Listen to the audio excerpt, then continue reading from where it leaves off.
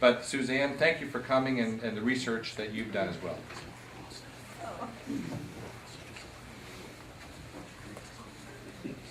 I'll tell you, I think I have to stand. Yeah, I would prefer if you could. I'll start off by saying that I don't like public speaking. I hate having my picture taken. But anyway. Susane, I just remembered near the end of the program that we actually have a microphone. Oh, gosh. Thank you. Anyway, the reason I'm here is, my name is Susane Magness, and my father was Garen Gunther. He was a builder, so you probably know some of the things he was working on over the last, let's see, 1948, over the last 60 years. But what I'm really trying to do is talk about my mother's family. My mother was Elizabeth Weldon. Her father was T.T. Weldon Jr. They had a mechanical business. T.T. Weldon Jr. was a commercial mechanical business. I mean, they did work in the, like up at Baldwin Gardens, they did a lot of the dormitories at the University of Delaware, a lot of the schools. In fact, some of the younger members of EDIS, which is the DeSabatino company, large commercial builder of schools and things like that, they were saying that when they first came over from Italy, when their relatives came over from Italy, they couldn't get the bonds that they needed to work on these large projects. And my grandfather, T.T. Weldon Jr., was the plumber, mechanical person on the project, but he was fortunate enough to be able to get the bond because of his contacts and the fact that he's been here a long time, and I'll tell you in a minute another little factor, but basically he was able to finance the other contractors on the job, the others, I guess you'd say trade groups on the job. So a lot of the older DeSabatinos have told me, some of them have died by now, but when I was younger, they told me that they were really thankful, that my grandfather was in that business, because he actually, even though he was a minor part of it, he wasn't the big contractor, but he actually carried the weight of the whole job, so that was nice for them. Anyway, I'm going to go, I think I'm going to sort of start to go backwards. Well, maybe I'll start at the beginning. I told you I'm not good at public speaking. Sure. I was trying to read my notes on the two families, the Talley family and the Weldon family, and I started last night and I got tired, so I thought I'll just finish it in the morning, and I started reading this morning at 4, and at 9 o'clock I hadn't finished. So it's really a very long history, and it's a very, in a way, confusing history, because they're all married to each other. And every family that you've mentioned so far today has been married into the Weldon and the Talley families. And just a sampling of some of the things I wrote down, these are all families that the Weldons and the Talleys are married into in this local area.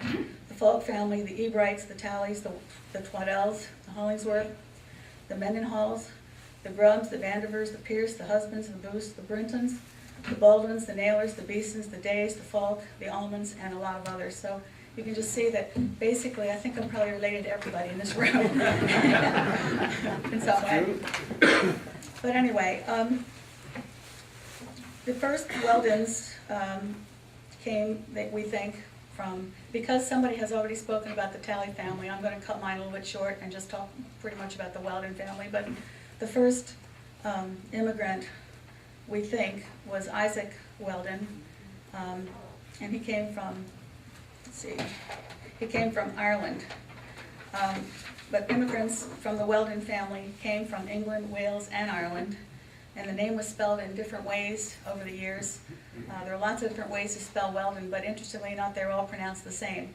They're all pronounced Weldon, and we spell our name W-E-L-D-I-N, and it's been that way for 300 years in this area. So the first Weldon was Isaac Weldon, who was a Quaker, and when he came over, he was a glover and a skinner. I guess that means he made gloves and skinned animal hides. He had two sons. One was named Eli and the other was Jacob.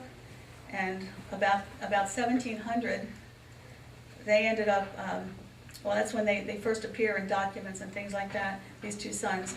In 1722, Jacob bought 200 acres from Hollingsworth, who was an agent of William Penn. And for 85 cents an acre, he bought 200 acres that went from Shellpot Creek to the Riverview Cemetery.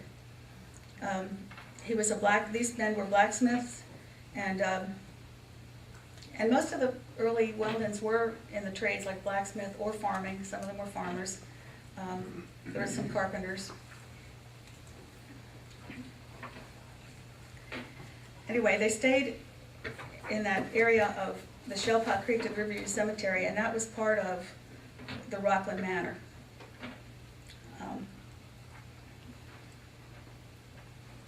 Maybe there have been many towns and post offices named after the Weldon family. And again, outside of this area, most of the time they're spelled W-E-L-D-O-N, which is why you emailed me with that spelling. At some point, a lot of the Weldon family left and went to Ohio and beyond and west, and actually at this point they're probably in every state of the Union. I honestly don't know why they went there. I've been wondering every time I see that this family left and this family left and so Weldon left and they all left about 1818, but they seem to have left because one person left and they all followed him, and that was Jacob. Jacob Weldon left. So there's extensive immigration. The original name is a Norman name, and it's in the earliest English records, and they are said to have many, the earliest English records are said to have many references to it. The records show that the name was around at the time of William the Conqueror, and several branches of the Weldons held various positions at the English court. Okay, coming to something a little more recent, and some of these people that we're going to tell you about now I actually have heard personal stories about, so it's going to be probably a little bit more fun for me to tell you about them. In 1816, Jacob R. Weldon bought 220 acres along what became Weldon Road, and it was a rundown farm, and he bought 220 acres. It's in the area of Blue Ball and the Concord Pike. It actually went on Weldon Road and down the Concord Pike and actually down to Miller Road and out to Shipley Road, Marsh Road. It was at first farmed, and then it became a dairy farm. And I remember that my grandfather, T.T. Weldon Jr., lived on a dairy farm, and his father, T.T. Weldon Sr., that was his main business, he was a dairy farmer. And that farm, incidentally, is right across the street from Alfred I. DuPont's dairy farm. So I guess they were rivals. I'm sure you know who won. Anyway, at some point, oh, by the way, Jacob R. Weldon had married Talley. And the interesting thing about that is I remember my grandfather telling me about his grandparents, and they would be my great-great-grandparents. And he was saying, and in the literature that I've read, they said that they were very popular people because they were very jovial and happy dispositions and fun, and it turns out that they were very large people. And my grandfather told me that he remembers his grandparents having to have a special carriage made because they couldn't fit into a normal carriage. They were, that large. And actually, there was a family funeral recently, and the person was buried in the Newark Union Cemetery over in Corcroft. And I actually happened to notice again, I've seen it before, but in other words, Jacob Weldon and his wife, Mary Talley, are buried in that cemetery at Newark Union. And also their two grandchildren, who were my grandfather's two younger sisters who died of scarlet fever when they were about 2 years old, and one was 4 years old, and they died, and they were buried in that same cemetery with their grandparents. But one thing that's kind of interesting about that side of the family is that they owned the land that is now the Porter Reservoir, and the golf course and the skating rink. And because of that, T.T. Weldon Sr. is the one who sold that land, part of his farm, to the city of Wilmington. And because of that, he sold it for about $100,000, which at the time he sold it was a great deal of money. And that enabled him to help the other people in the family go into business and do different things. But I remember my grandfather telling me that my grandfather and his father were born in a farmhouse which no longer exists, but it used to sit at the end of Foulk Road and Concord Pike. And there was a little farmhouse there which was demolished to put that new road in, speaking of progress. Anyway, a couple stories I remember about that is that when Mr. Weldon, when my great-grandfather sold that property to the city and got $100,000 at a time when that was a great deal of money, he was afraid to put it in the bank because evidently, you know, they had problems with some of the banks failing and that kind of thing. So he ended up keeping it in his house, and he had it in a room in his house, and he had it stacked up literally in bundles. And his wife had died. His wife died in 1929, and so he was living there with my aunt, my great aunt, his daughter. And she was saying that he would, every single day, he would sit all day and count his money. Just to make sure it was still there, I think, you know, because he was, can you imagine today anyone having that kind of money in their house? And actually people had to know that he had sold the property, so they had to know he had money. But I mean, can you imagine how fast he would be murdered today, you know, for that? So it just is kind of, that's a good indication of how much things have changed in a short period of time. But anyway, that was one story about my grandfather. I do remember being in that house as a child many, many times. I remember when I was a little girl, the Concord Pike was a 2-lane road. I hate to date myself like this, but it was a 2-lane road, and Foulk Road was also very, like Mr. Talley, like Andy said, it was a very quiet road. The lawn was long and it went way down, you know, so that it was a big lawn that went around this farmhouse, and of course, after they started making the road wider and wider and wider, it ended up with a retaining wall around it. But I remember being in that house. In fact, my grandfather used to tell me stories about being in that house, and he said that apparently he was a Talley, his mother was a Talley, his mother was, and his grandmother was Emma Talley, so evidently the Talleys all like cats because he had he had a number of cats in the farm, and they weren't allowed in the house because there was no cat litter, no Frontline Plus or any of that kind of stuff. So he ended up having to keep his cat outside, but he loved his cat, and he said he had a wonderful, wonderful mother. And I said, what was so wonderful about her? And he said, well, you know, my father, who was kind of grumpy, he would sit downstairs and not allow me to have the cats in the cats, but they would come up the tree on the farm, go down the branch, and come to the window, and he would open the window and let the cat in.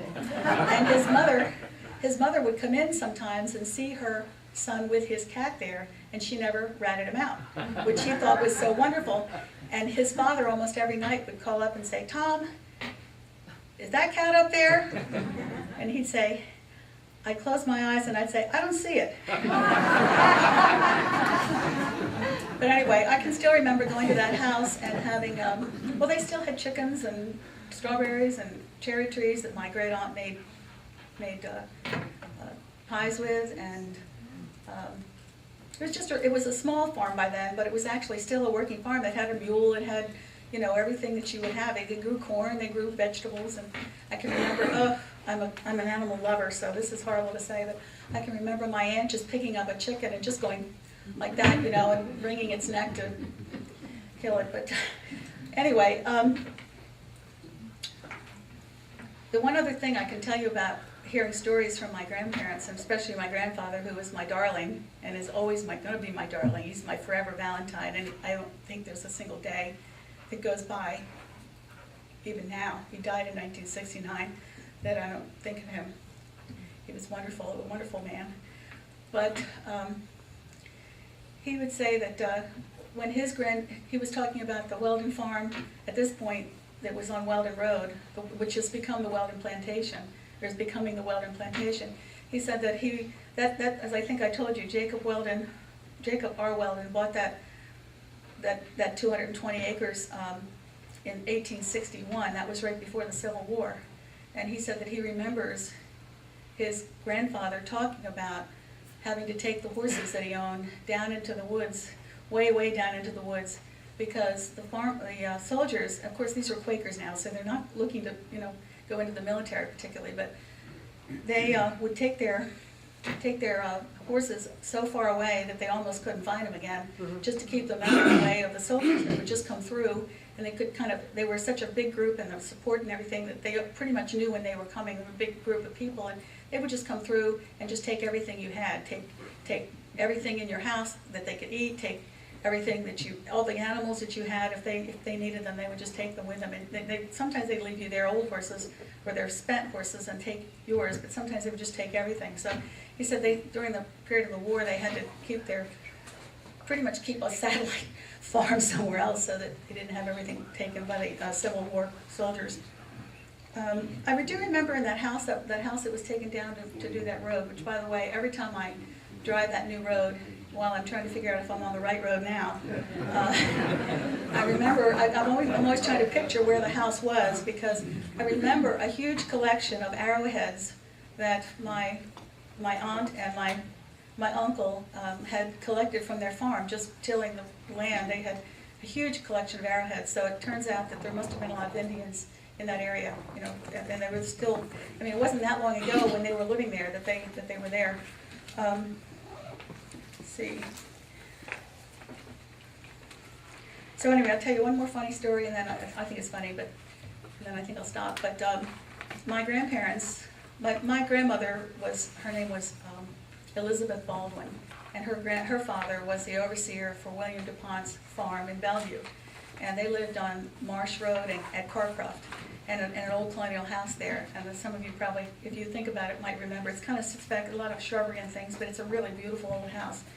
But anyway, that wasn't that far from the Weldon Road where my grandfather lived. You could just come right down Weldon Road and, get on. It's really close to Carcroft. So anyway, he met my grandmother when they were both teenagers. And so in 1910, when she was turning 18, 3 days later, they got married. And they got married in Wilmington, but they went to Atlantic City for their honeymoon. And evidently Atlantic City in those days was a fancy place to go, but they didn't have public transportation or cars, although my grandfather was a car person, so he had one of the earliest cars there was in Delaware, let's say. Again, he had some money from his father's sale of the land and, at the farm. But anyway, he and my grandmother left in a wagon and a horse, and they went, in 1910, they went to Atlantic City, and they took with them my great aunt, his sister, and her husband. And so the four of them went to Atlantic City, and while they were in Atlantic City, my grandmother went in the ocean. And at some point, a wave knocked her over, and she lost her stocking, her black stocking. And my grandmother, by the way, was one of 7 children. She was the only girl. There were 6 sons and 1 daughter, but she's very modest. And so when her stocking came off, she wouldn't get out of the water. And my grandfather, was trying to get her out, and she just wouldn't come out. So he had to get out of the water himself, go up to the hotel where they were staying, get redressed, go to the boardwalk or someplace like that and buy her some stockings, go back to his hotel room, get back in his swimsuit, go back to the beach, go back into the water, and give it to her so she could put it on under the water so she could come out. Anyway, hopefully they didn't have too much time wasted the rest of their life like that, but that's what they were doing. So anyway, it's a very diverse family. Reading it is fascinating because of all the different families that are intermarried into that family and all the land, the territory they covered, and all the time period. And it is more than 300 years of history that I would have to come up with. And I'm afraid I'd be doing something, misquoting somebody about something if I even started. But anyway, I wanted to leave at one point in my life and move somewhere else, and for some reason I just couldn't leave. This was when I was younger, and I didn't know about the family history at that point particularly, except my grandfather telling me about his grandfather and how wonderful his mother was and things like that. But I just wasn't understanding why I had this complete, I was like a magnet. I just couldn't leave the area as much as I even tried. I even moved to Colorado. I hated it, come back. Can you imagine hating Colorado Springs? But anyway, I just didn't feel comfortable there. It's like I do here. So, and then later when I realized the history of my family here, I can understand I've got the roots here that I could never leave here. And I could never move to Florida, I could never move to Arizona or anything like that. I'm just gonna be here for the rest of my life, just because I just feel it's my home, that's all. Let's give Suzanne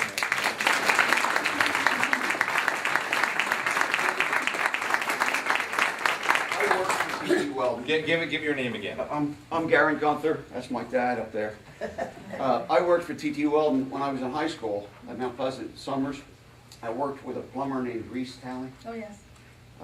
At the time, Fred Weldon, I believe, was My pretty cousin. much in charge. Yeah, he had, And we did a lot of work on all the DuPont estates, the Wilmington Country Club, AI. I mean, they had all the top end work. It was very interesting.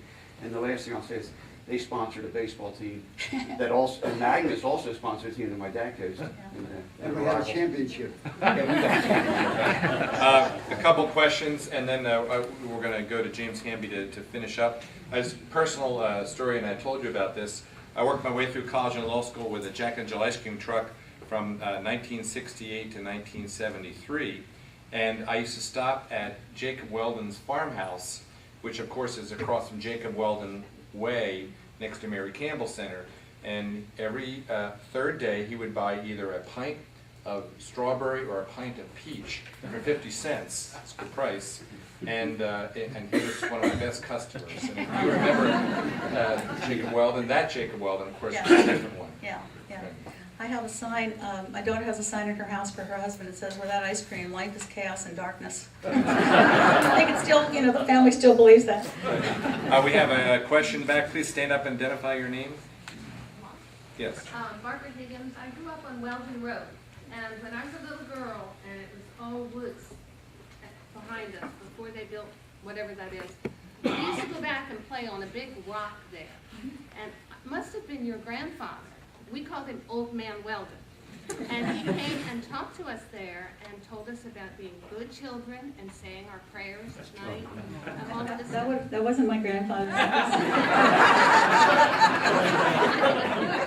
My grandfather was religious, but it wasn't my grandfather. That was probably George or Charles Weldon, and they were his cousins. They were his first cousins. They lived along Weldon Road, and Okay. they actually lived in a house with no running water, no electricity. The ruins up there near the ice place, do you remember the ruin there? Yeah, I There do. was that rumor that there was money falling out of the kitchen cabinet.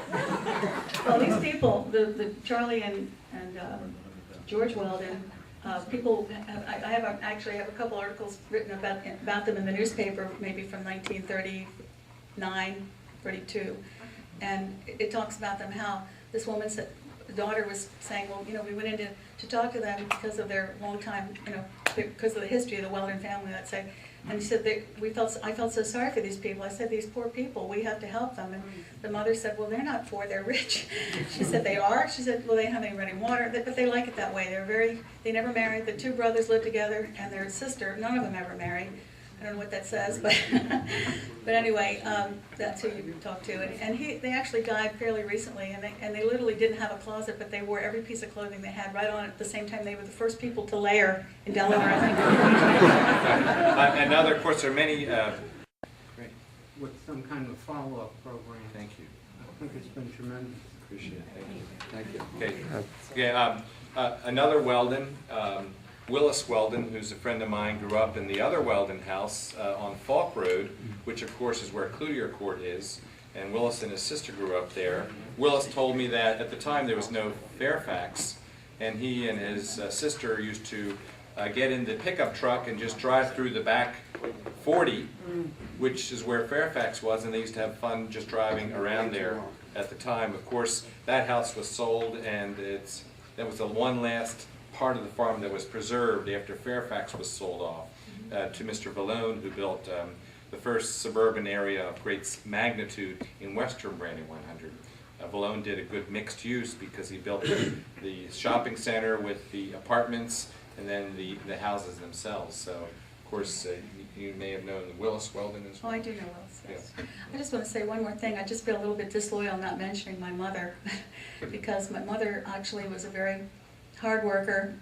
She started Penny Hill Flower Shop on Penny Hill, the original Penny Hill, which that whole area, Penny Hill, the Philadelphia Pike, Shellpot Creek, where we used to catch tadpoles, Edgemore, all of that was all part of the Weldon property at one point. But anyway, my mother started in Penny Hill when I was 13, and then my grandfather owned the land along the Concord Pike and Foulk Road. You know that point? His sister Eva Weldon lived on the point. My grandfather owned the front on Weldon on Concord Pike, and behind him was Herbert Weldon's property. And then it was they owned that property where the what is it? What's that shopping center? The Independence Mall. Independence Mall. I remember when some of the Baldwins lived, excuse me, in a little house there. But then beyond that, went all the way over to the cemetery. But anyway, my mother started at the flower shop, and then she moved to the Concord Pike, and she did remarry after my mother and father were divorced, and she and Bill Taylor expanded the. And many of us knew Bill Taylor when I was a young married man in Green Meadow. I used to go back and visit Bill Taylor at the Penny Hill greenhouses, and he was always quite a gentleman. Yes. Well, anyway, he married my mother a couple of years after my mother started the business, and then when they were divorced, he got the business, and he lost his lease. Okay, we have a few questions. Why don't you step here? In the back, please stand up. The lady, what is your name? My name is Cindy Davis, and I live adjacent to the New York Union Public Cemetery. I was waiting for it to be mentioned Yes. because all these families are there also. Do you know, is that cemetery well cataloged, and what's the history of that chapel? It is. It's a Quaker cemetery. You can see what the little Quaker. Valentine Hollingsworth and Yes. yeah. It's not easy to get in there because, first of all, you can't make arrangements to get in there as a dead person. I'm saying you can't make plans to go there before you die. So you have to make plans after you die. Do you understand what I'm saying? In other words, you have to, someone in your family has to say, you know, my relative just died, and could we get a plot? So it's kind of last minute, which is. But the one end of it is very historic. Oh, it is. Oh, no, it's very, it is. And I love that cemetery. I can like a cemetery. It's very peaceful and pretty there and calm and pleasant. In fact, did you know Jack Baldwin? Yes. Well, he just died and was just buried there. That was my mother's first cousin. Yeah. My understanding is that you were a resident of Brandywine Hundred. I don't know if there was any time constraint on that Well, you could get a plot there. I actually have relatives buried in Riverview Cemetery. My grandfather, T.T. Weldon, and his wife, Elizabeth Weldon, are buried there. My mother's buried there. Eva and Weldon and Philip husbands, her husband, are buried there with their daughter, Pauline, and my great-grandparents are buried there, T.T. Weldon Sr. and his wife, Emma. However, and I wanted to move them, actually. I tried to move them because of the problems that Riverview Cemetery has been having recently. They got that land a long time ago, you know, way before things are the way they are today. And I was trying to move them to the cemetery where the great-great-grandfather was, and I had a heck of a time. They said, well, never mind. It was just a complete nightmare. And it was they were pretty much saying, well, it was just kind of I don't know, it was kind of a runaround. I couldn't make any, it was like I couldn't talk to this person because I said, he said, well, you can't make these arrangements when the people are still alive. I'm saying, do you understand these people are not alive? They're literally not alive, they're buried somewhere. Anyway, we just went around in circles, and I finally just gave up. I think you need a lawyer to get in there. A gentleman up here, please stand up. Yes, Give me your hi, name. John Hoffaker again. I grew up in Briarwood, right down here, Wilson and Shipley. Before that, I lived in Edgemore Terrace. Are you related to Carol Hoffaker? I am, yes, my sister. She wanted to be here today, but she couldn't make it. I know Carol from my childhood. Yeah, well, She was my teacher. Oh, really? Well, anyway, I grew up in Briarwood, and as a kid, I used to fish in Weldon Pond, which was off of Weldon Road. But there was also, back in the woods, a whole bunch of old trolley cars. Did that have something to do with the city of Wilmington buying part of that property? Did they store or just sort of turn that into a trolley car junkyard or something back in there? The Weldons did not have the trolley car, so I think it must have been the city of Wilmington. Oh, okay. They didn't. But there was a piece of land that was landlocked back there that my mother used to tell me about. We actually somewhere have the deed for that piece of land. In the middle of that woods, it's completely landlocked. And of course today it can't be landlocked, but in those days it Weldon was. Farms now. Yeah. That's back in there. Yeah. Well. Okay, thank you. Okay. Again, we're going to.